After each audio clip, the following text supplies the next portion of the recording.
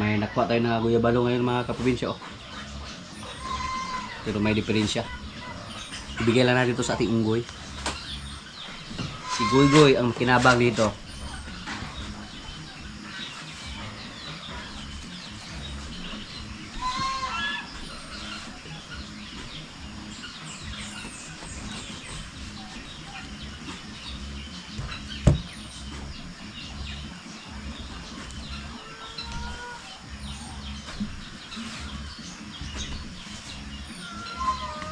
Shoutout po sa ating mga silent viewers. Shoutout kay Edgar Galis from Kidapawan City.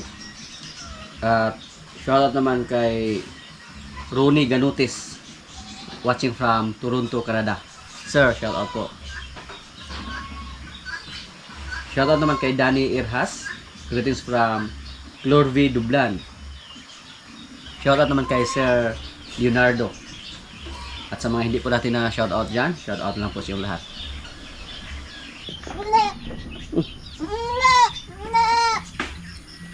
Goy, ako raman ni Goy. Ada?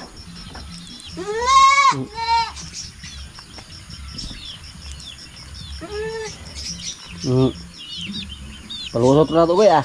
Panay bahala diha. Hap. Nagawan ka tuloy ng sisiyo.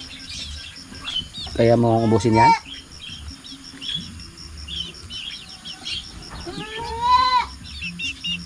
Palingo-lingo pa juga. Nah. Yung avocado natin doon, Goy, check natin kung pwede na bang harvestin yun. Para pag may hinog, kain ka man ng avocado, Goy. Yan po ang ating alagang Goy-Goy.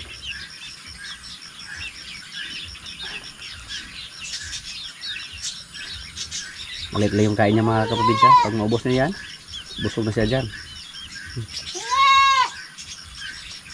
Galit siya sa akin, oh. Sisi, di siya kadakop.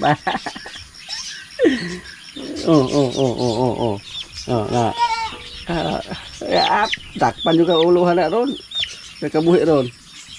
Ano yung sistema niya pag nasa labas? Manghuli ng mga sisiyo, itlog.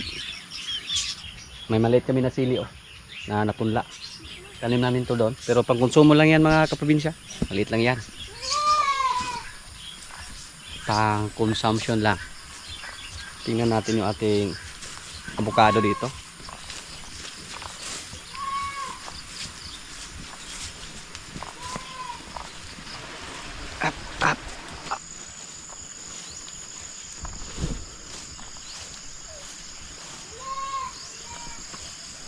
Yan po. Mukhang hindi pa pwedeng harbisin mga kaprobinsya. Maliit po. Tapos wala pa tayong napansin na may nahulog sa kanyang mga bunga. Napapansin ko po kayo na marami yung bunga sa ating avocado. Mga maliliit. Hindi katulad noong una. Hindi pala parehong laki, oh. Yung iba po, lalaki naman katulad dito, oh. Good size naman yan. Pero hindi katulad sa mga nakaraan. Nailan lang yung bunga. Mas malaki pa dyan yung bunga sa ating avocado. Pag hindi po season ng avocado mga kaprobinsya, napakamahal ng bunga. Pero pag katulad ngayon, napapansin po natin na season po ng avocado, so bumaba naman yung presyo. Yan po, may mga gulay tayo dito. Ipararo natin yung andon. Pero busy pa si Jen. May nagtanong po sa atin mga kaprobinsya. Siguro isa sa ating matagal na followers. Tapos matagal na siguro siya hindi nakapanood sa ating mga video. Marami siyang katanungan. Bakit daw wala na tayong tanim ng gulay? May tanim naman tayo pero kakaunti lang. Pang konsumo lang yung tanim natin. May mga alugbati tayo, may mga galay. Dito nagtanim din tayo ng okra. Siguro yung point niya mga kaprobinsya, bakit hindi tayo nagtanim ng maraming gulay na para pangbenta? Dahil dito sa amin walang market ng gulay. Pero pag malapit lang siguro tayo sa syudad, pwede. Pero malayo po. Gagastos pa tayo ng pangkrudo o gasolina. Tapos gagastos pa tayo ng panahon. hindi namin kaya kasi may mga alaga pa kami dyan na mga baka. So sa ngayon, pina-priority namin yung mga alaga namin. Kaya isa yan sa mga dahilan kung bakit tayo tumigil sa pagtatanim ng maraming gulay, plus yung market. Yung market talaga yung issue mga kaprobinsya. Wala kaming malaking market dito sa mga gulay. Yung ganitong gulay sa alugbate, pag panahon ng tag-init, baka mahal to. Umabot sa mga 20 to 25 per tali, per bugkos. So yung mga tanim namin na gulay dito ngayon, pang consumption lang namin. Yan po ang aming purpose sa aming pagtanim ng mga gulay dito. Ito po, balak ko po kung itanim dito yung yung alugbate. Pagkapitan natin yan kasi naobserbahan po namin mga kaprobinsya, yung balag na yan, palit-ulit namin tinanimin ng sitaw or balatong. Nung una okay pa, nagkaroon na siya ng maraming bunga. Pero kalaunan, wala na. Magkaroon na sila ng maraming insekto. Kahit isprehan pa namin, basta paulit-ulit na itanim yung gulay, hindi pwede. Nagtanong din sila sa atin na wala na ba tayong interesado sa farm, kasi yung mga kubo natin medyo may kalumaan na, yung kubo nating kambing nasira na. Hindi po natin maiwasan yung mga ganong sistema mga kaprobinsya. Maluma talaga basta medyo matagal na. Katulad sa ating kubo dyan, dati po preskong-presko pa natin tingnan kasi bagong pintura, bagong gawa. Pero pag umabot na po ng mga ilang taon, maluma talaga. Yung mga kambing natin dyan, nagaganyan yan na magyari lang sa kahoy at saka kabing yung nakatira, yung sahig na pakadaling mabulok. Plus bumigay yung lupa, kaya nakaganyan yung ating kambingan dyan. Pero okay pa naman, at least may bubong lang. Hindi naman mabasa yung mga kambing. Yun lang naman ang importante dyan, hindi mabasa. Hindi talaga natin maiwasan na maluma na yung natin, mga kubo. Kasi nasa mga 5 years na siguro mga kaprobinsya. Yung bahay nga pag walang makatira, maluma yan. Paano pa kaya yung kubo, kambing yung nakatira dyan? So luma na. Tapos pag i-repair natin dyan, kailangan natin ng panahon, kailangan pa natin ng budget. Pero i-repair naman yan. Hindi man pwede pag hindi yan i-repair kasi may mga alaga pa naman tayo na kambing. May comment din siya tungkol sa ating kulungan ng baboy. Bakit daw marami ng tanim, parang gubat na. Kung napapansin niyo po sa likuran ng ating kulungan, may mga madadiagwa doon. Sinadya po namin yan mga kaprobinsya na taniman ng mga madadiagwa. Kasi yung mga madadiagwa pwede natin ipakain sa ating mga alaga, at the same time para may shade ba yung mga baboy natin, lalo na yung mga inahin, hindi mainit tuwing tanghali. So yun po ang isa sa ating mga purpose. Nung may mga technician nga na nakapunta dyan, sabi niya maganda daw sa mga inahin kasi malamig. So sinadya po namin na ilalim ng mga kahoy sa paligid yung ating kulungan ng baboy. Yung mga baka natin dito, talabas naman sa kanilang bakod. Yung isa, pwede na sa ato iwalay kasi namayat yung nanay niya. Saan kayo pupunta? Saman. Kaon ka diha. Yan po, yung natin mga kaprobinsya, pag nasa labas sila, palagi, hindi yan tumubo.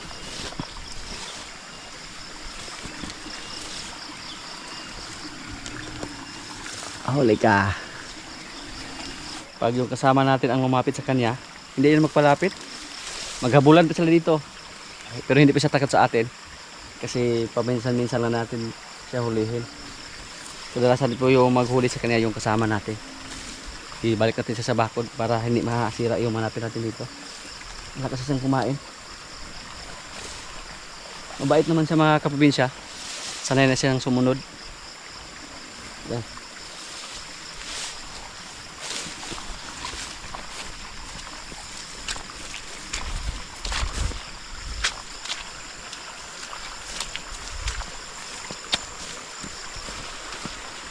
Dito sa amin po, halos araw-araw po may ulan. Mahina lang yung ulan.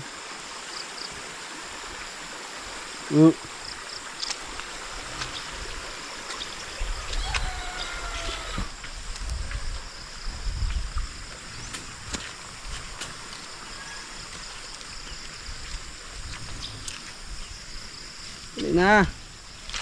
Huwag kang magmatigas.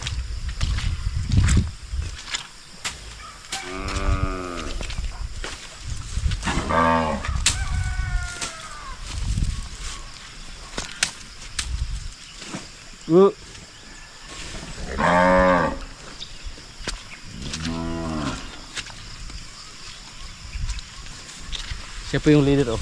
Tumunod yung mga kasama niya.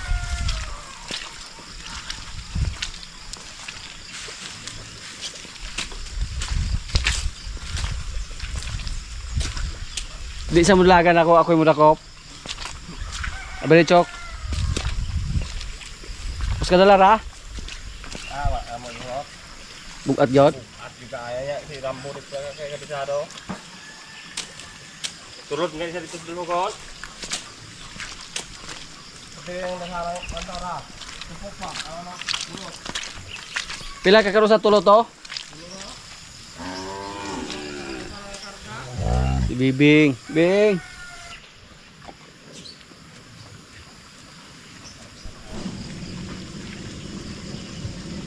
Si Brasilia gamay.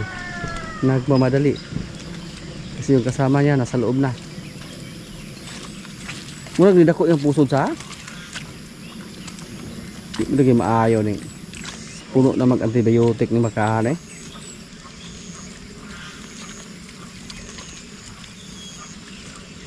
Next week pumunta dito yung technician, ipa-check natin yan, baka pwedeng operahan ba para lumiit yan. Pumunta ka doon, oh, maraming napier doon.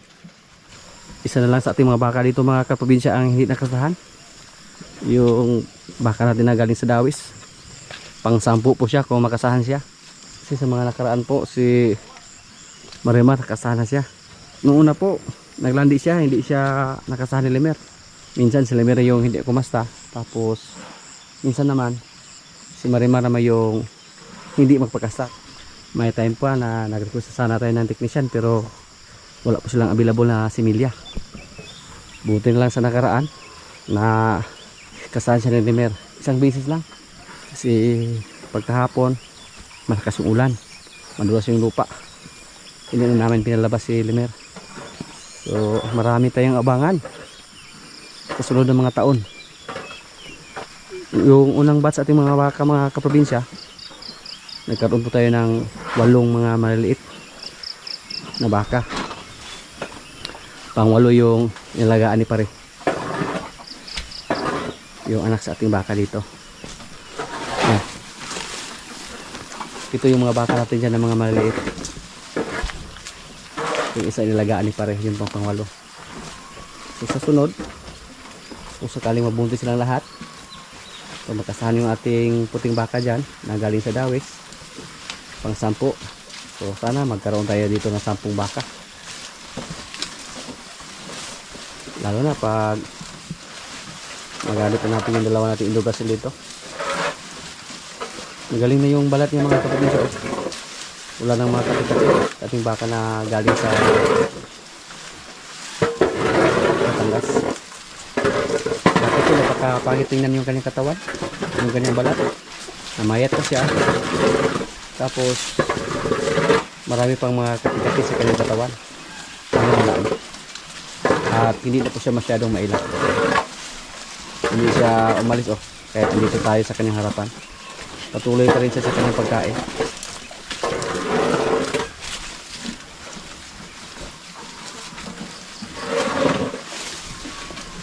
Yung isa, palabasin natin to. Gusto ko makita yung kanyang tiyan.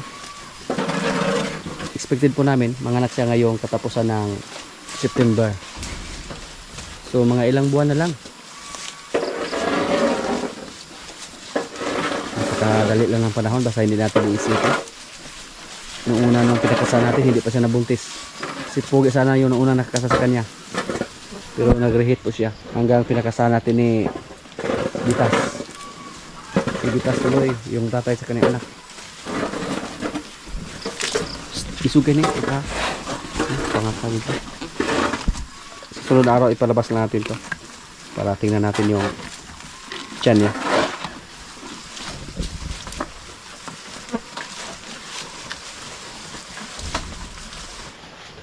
Dati po mga kaprobinsya, nagtaka kami kung bakit napakapayat sa aming mga alaga dito, yung mga inahin natin. Sila si Quinay at Batang. Payat po sila dati nung hindi pa sila nagkaroon ng anak. Pero base po sa aming experience dito, kailangan pala na nasa tamang oras yung pagbigay ng pagkain sa kanila. Hindi pa bago-bago ba? Halimbawa, pag magbigay tayo ng pagkain ng alas 7 ng umaga, dapat alas 7 talaga sila pagkain palagi. Tapos tuwing hapon, pag magbigay tayo ng alas 4, dapat palaging alas 4. Hindi pwede pag ngayon magbigay tayo ng kumpay alas 7, tapos sa sunod na araw naman alas 9. Yun po ang nangyari namin dati nung andito pa yung iba natin mga kasama. Minsan makakain sila nasa alas 7 ng umaga. Minsan naman makakain sila nasa mga alas 9 na, kasi naghanap pa sila ng kumpay doon sa malayo. Tapos yung ibang kumpay masayang lang. Tapos ngayon budget lang muna yung pagkain nila. Napapansin po namin na hindi naman sila masyadong payat, katulad nila ni Batang at ni Quinay. Nasa tama lang yung kanilang katawan. So base po sa aming experience nito, kahit hindi masyadong marami yung kumpay na makain nila, dapat nasa eksaktong oras lang, hindi pa bago-bago yung oras. Yung isa nating baka dyan na medyo payat ngayon, yung galing sa Dawis, sa Bisaya pa, didaog siya siyang anak ba, gumada yung katawan sa kanyang anak, tapos siya naman yung namayat. Kahit pareha lang kadami yung kumpay na ibigay namin sa kanila. Kaya sa sunod na linggo siguro, iwalay natin yung kanyang anak, tapos pakainin lang natin ng starter na feeds para hindi siya mamayat. Itali lang natin si Bibing para hindi siya agawan ng pagkain. Tatlo po sila ito na magkatabi, na puro mga Indo-Brazil.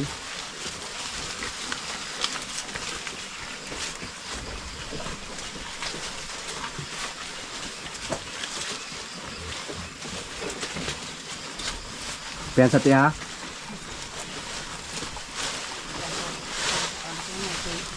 Matid na. Ha? Ay, kupiyansa diha. Manilig ka yung kupiyansa kay dili ra ba nimo parente? Ay, parente naman. Ah, parente. Tapos lili mo pa sa sala. Iya.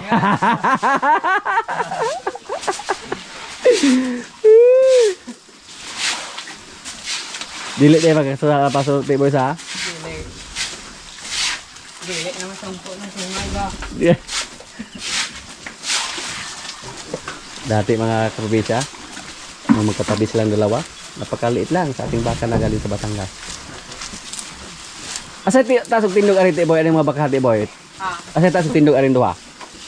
Parehara sa? Tawa ko dia, kaya murag anad baka aling baka ha?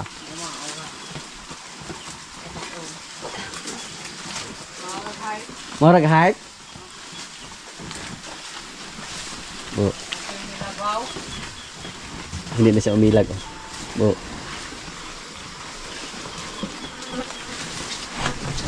Pero sa isog juga bunuhay gid siya. Hindi ko hilabte.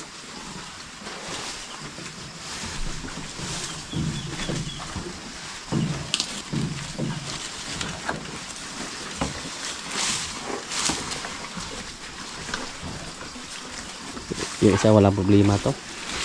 Sana ito mga kaprobinsya. Galing din sa Batangas pero nakarkada na to. Ah. At Batangas din galing.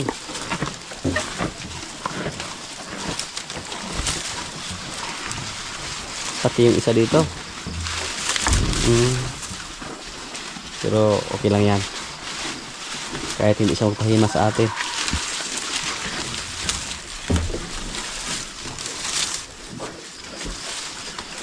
Wapo kayo tanawang tisa. Dagpo kayo mga baka dito.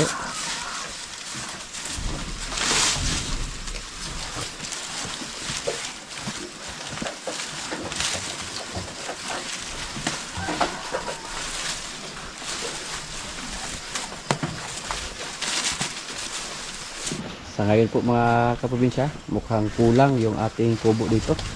Kasi si Bibing at yung ating White Brahman. Tapos yung nanay sa ating White Brahman. Wala natin yung bakante dito. Pero ito po yung gawin natin kuan. Kulungan ng baka. Ito po nakalagay yung ating shredder. Ilipat natin yan. Tapos palagyan natin ng pakainan dito. Konting trabaho lang to mga kaprobinsya. Ngayon ito malaki na. Pag makasana yung ating puting baka, hindi na po yan pwedeng ibilad sa araw. So kailangan po na ilagay natin siya sa kulungan. Suga kayo. Ikaw tagawas pa ikaw niya. Totoo ka nga. Hindi tayo baligya. Baligya ikaw. Yun po ang ugali mo. Kahit nasa malayo ako, sungay god. Bilang lang yung mga buwan mo ha. Doon ka na sa istakad magtingog.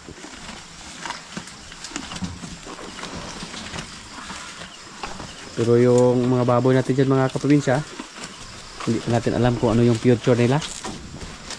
Lalo na bumagsak yung presyo. Lalo na may mga ESF naman dito sa amin. May mga balita na sa Negros Oriental. Noong una sinabi ko po na Occidental lang yung nagkaroon ng ESF. Pati na po sa Negros Oriental may mga balita na po na positive sa ESF. So hindi pa natin alam kung ano yung future sa ating mga baboy dyan. Kahit hindi pa matamaan ng sakit yung mga alaga natin. Pero problema pag hindi tayo makalabas dito sa ating area. Saan natin ibinta yung mga alaga natin. Pero kung sakaling negative yung resulta sa ating mga baboy, sa sunod ng mga taon siguro, yung kulungan nating baboy dyan, mga baka na yung nasa loob, hindi na baboy, hindi na inahay. Lalo na pag dumami ng gusto yung mga alaga natin.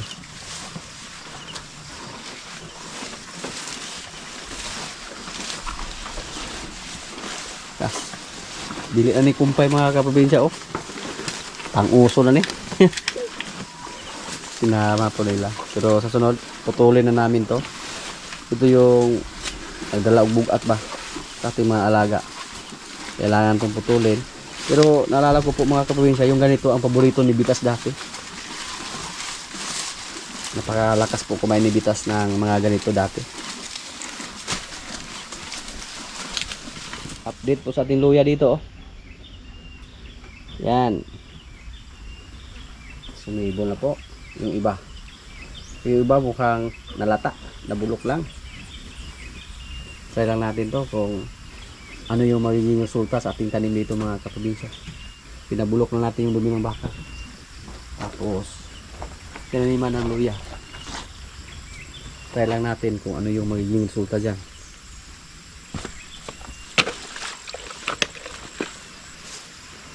Yung baka natin na puti oh. Next iwalay siguro natin yung kanyang anak para tumaba siya at saka maglandi. Siya na lang yung hindi nakastahan. Mas una pa siyang nanganak compare kay Marimar at saka sa ating pulang baka. Yung pulang nating baka wala pang 2 buwan yung kanyang anak, naglandi na. Napakadali niya naglandi. Matibay po yung mga baka na upgraded lang. Kahit nasa putik lang okay lang yan. Kahit walang silungan, okay lang. Yan po ang advantage mga kaprobinsya sa mga baka na hindi pure hybrid.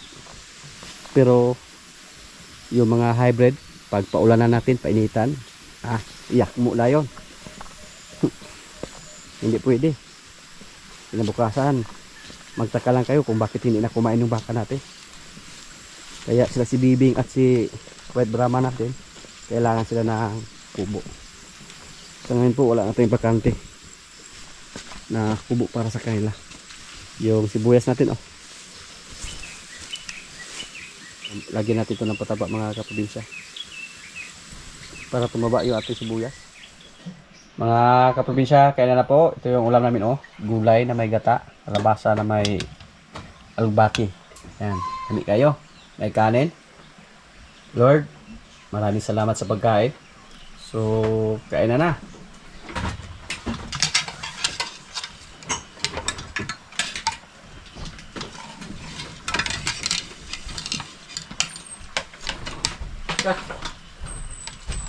Walang di braso, jacket da.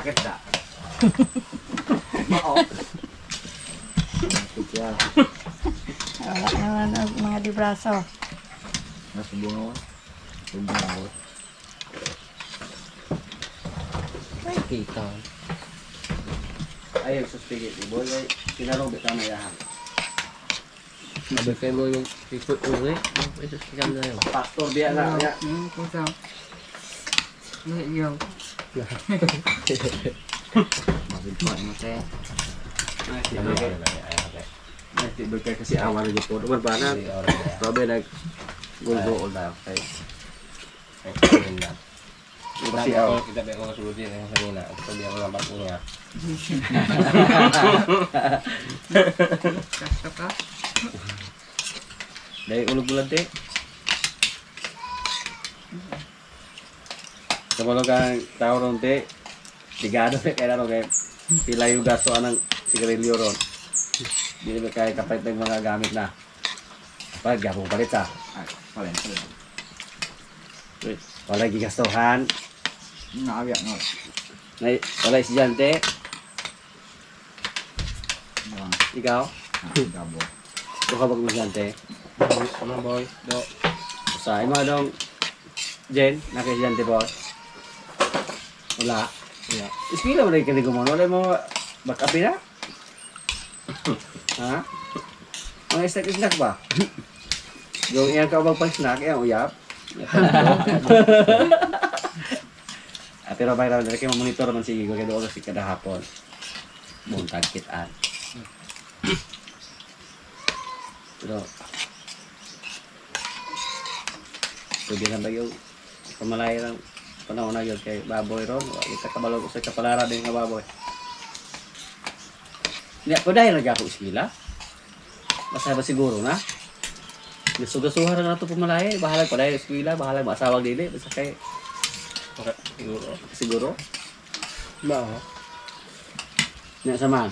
Yan ito, malay ko. Yan, iskila ka pala yun. Ginaharad ko maangkong ikaw.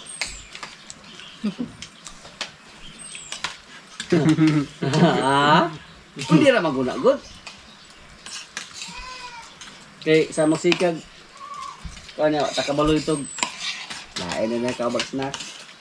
Pero makita lang sige. Ha?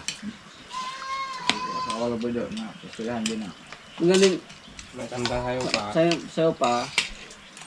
Sayo pa, gapapa naman ako na mo, no? Sayo tik boy. Sayo pas. Dapat ay pastor mo yung pasal.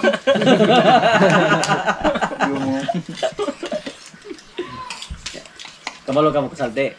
Ah. Okay na po ng pastor kayo. Layo mo sa mga kasalanan. Okay na.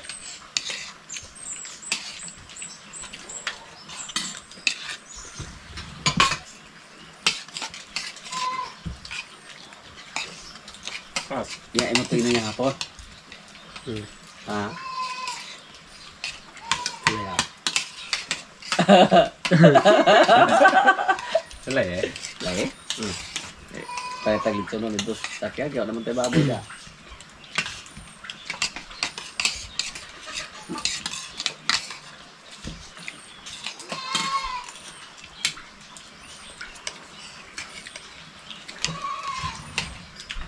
Dinig ka man. Ipunay mo, yung pagkaunga, bahala kang tudiksuga ni mong idulak. Bakwe. Pero ay, yung ibutas-botang trabaho ayo.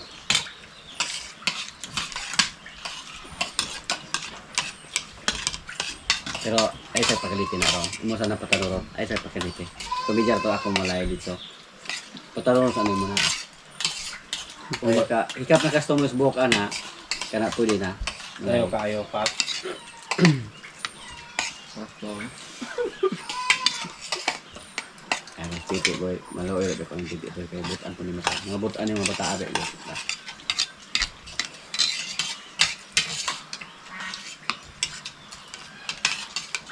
Wala sa mas titi. Nga okay, basta mga kayo na pagka.